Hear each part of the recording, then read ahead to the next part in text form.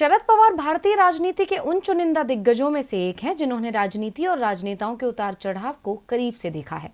शरद पवार खुद राजनीति के मंझे हुए खिलाड़ी हैं। 2019 में भाजपा को दरकिनार करते हुए महाराष्ट्र में महाअघाड़ी सरकार बनाने में भी पवार की भूमिका ही सबसे खास थी। कांग्रेस और शिवसेना जैसे विरोधी दलों को साथ लाने कमाल एनसीपी के मुखिया शरद पवार ने कर दिखाया।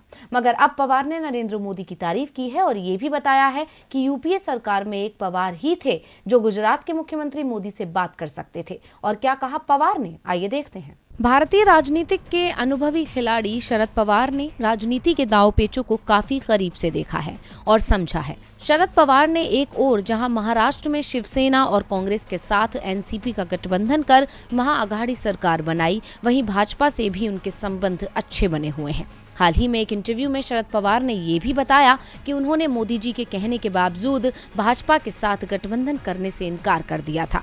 एनसीपी प्रमुख शरद पवार ने कहा कि 2019 के महाराष्ट्र चुनाव के बाद भाजपा उनकी पार्टी के साथ गठजोड़ करने के लिए उत्सुक थी। पवार ने कहा, ये सच है कि हमारे दोनों दलों के बीच गठबंधन के बारे में चर्चा हुई थी। प्रधानमंत्री ने कहा कि हमें इसके बारे में सोचना चाहिए। हालांकि मैंने उनसे उनके कार्यकाल में ही कहा था कि ये संभव नहीं है और मैं उन्हें अंधेरे में नहीं रखना चाहूंगा।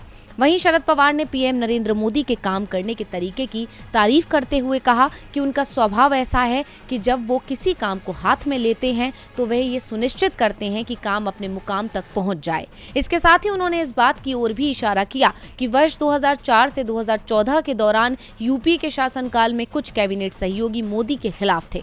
पवार ने कहा कि लेकिन मनमोहन सिंह और मैं एक निर्वाचित मुख्यमंत्री के खिलाफ बदले की राजनीति में शामिल होने के खिलाफ थे। पवार ने कहा, इससे दिल्ली और गुजरात के बीच की दूरी बढ़ गई। मेरे अलावा और कोई नहीं था जो मोदी से बातचीत के लिए तैयार था। उनके अनुसार मनमोहन सिंह ने मेरे तर्कों को स्वीकार कर लिया कि हमें राज्य के विकास के रास्ते में राजनीतिक मतभेदों को नहीं आने देना चाहिए। शरद पवार ने नरेंद्र मोदी की तारीफ तो की है, लेकिन विधानसभा चुनावों से पहले की गई इस तारीफ के क्या सियासी मायने निकाले जाएंगे, ये देखना दिलचस्प होगा। टीवी लाइव की रिपोर्ट।